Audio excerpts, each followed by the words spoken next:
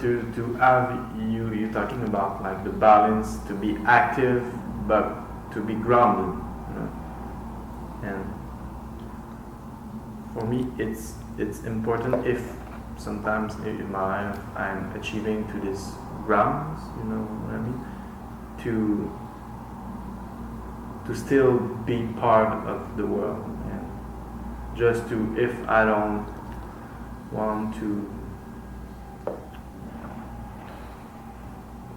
you know, I like to have control of the door. When I want to be part of the world, I open the door, and when I want to be alone or by myself, just to close it, you know, to have the power of this. You know what I mean? Yeah. Well, there's nobody who cannot live in the world without being active. It doesn't matter where you are active, whether you're active in the middle of Montreal city, or whether you're active in the Himalayas. By the way, you know, even yogis living in the Himalayas have to be active. In fact, some of them have to be active in a way which is much more intense than people living in the city. Think about it. Now in the city you have everything that's there to your convenience. If you get sick tomorrow, you can just schedule an appointment and go see your doctor. If you're hungry, you just cross the road and go to your supermarket and get food. Now think, if you're living in the Himalayas, you have to learn how to be integrated in your environment. You have to learn, for example, which locations are going to offer shelter, which locations do I have to go to get food, am I going to be attacked by wild animals, if there's an infection, what's there to do? I'm living as a hermit, isolated from the world, there's no doctor around. For most people, you see, if you were to live just one night on a park bench, most people will just complain. Now if you're just put in a natural environment and you've been living so long a certain way of life, unless you get your survival skills up to speed, you simply will not survive. So don't think these yogis are just sitting in the Himalayas and they are not active people.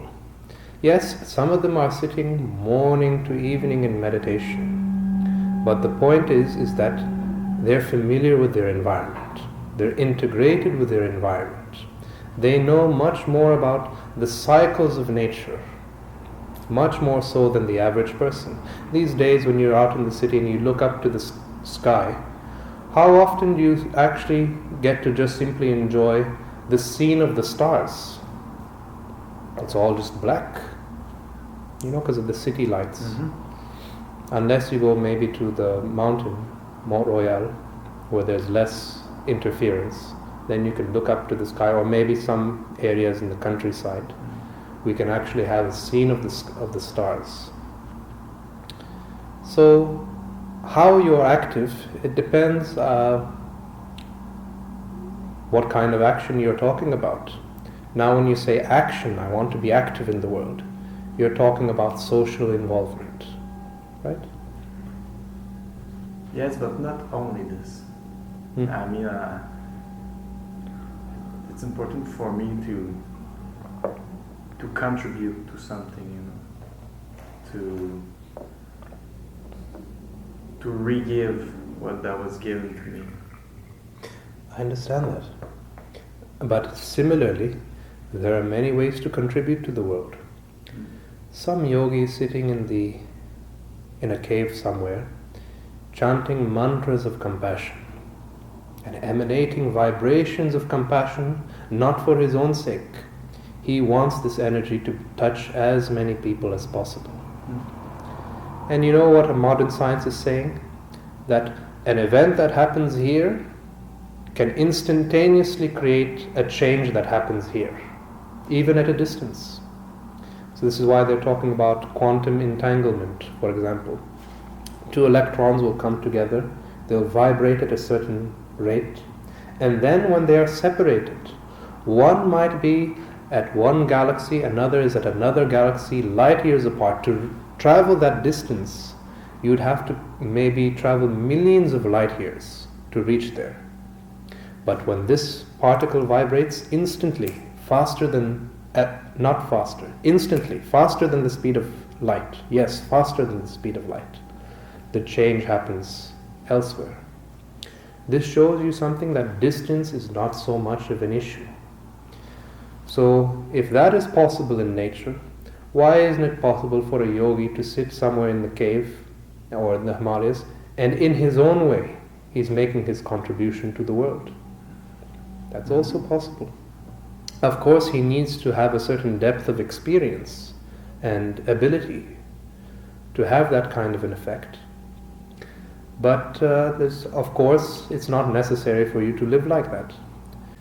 And I don't see that it is practical. I think I've told you this before. For most people to go live like a hermit somewhere in the caves or in the Himalayas, that kind of path is destined to be compatible only with a handful of people. Because otherwise the whole social structure will fall apart. You can't have masses of people living like that.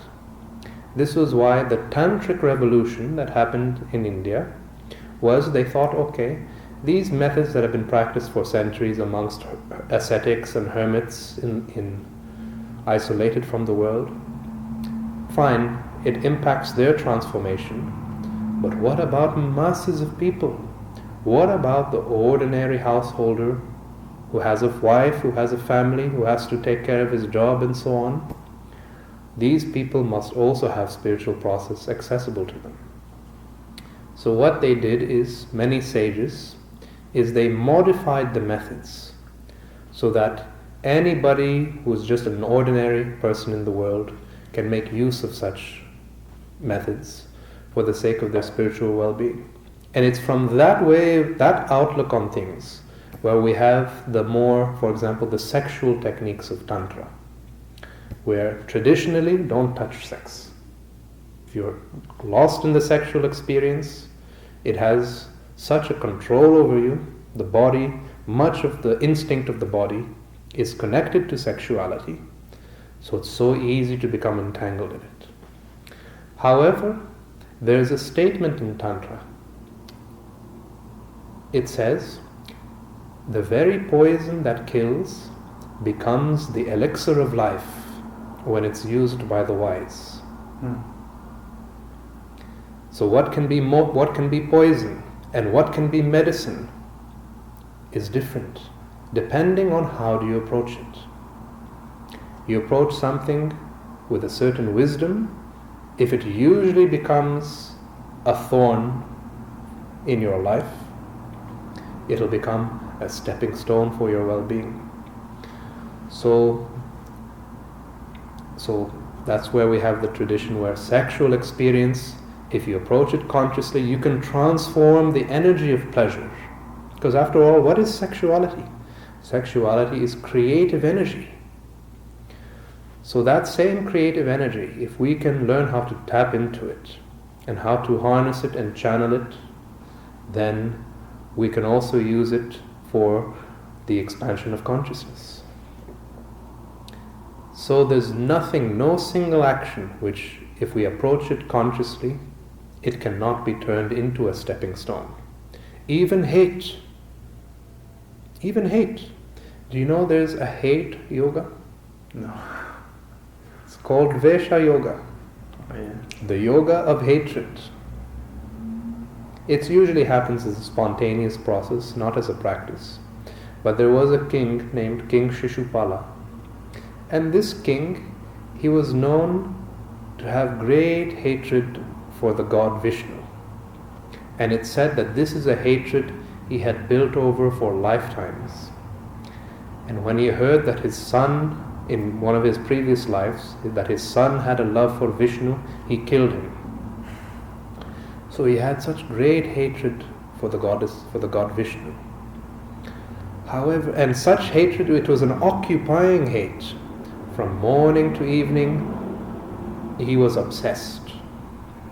But because his mind was always revolving around the idea of the divine, he became so absorbed in that idea that nothing else except the idea of the divine remained in his mind. And then one day, when it became so crystallized, suddenly a breakthrough happened and he realized what is his true nature. And it makes sense, because does not hate come from the same place as love? Everything emerges from the same space, right? Mm-hmm. Hate is just as much a part of your humanity as love. Same energy. When this energy expresses itself as A, B, C, D, E, F, and so on, we simply give it different names. Love, suffering, wisdom, ignorance, fear, fearlessness. These are just different names for the same energy going through different changes, right? Mm-hmm. So if you could see your hate for what it really is, for what is its real nature, it's made of the same stuff as everything else. So what happened in his case is, he saw not necessarily the form of the hate, but the origins. Where is that dimension from which the hate arises? What is that realm into which the hate disappears? And that's how even something like hate, if you are attentive, if your perception deepens, even that can become a stepping stone for your spiritual growth.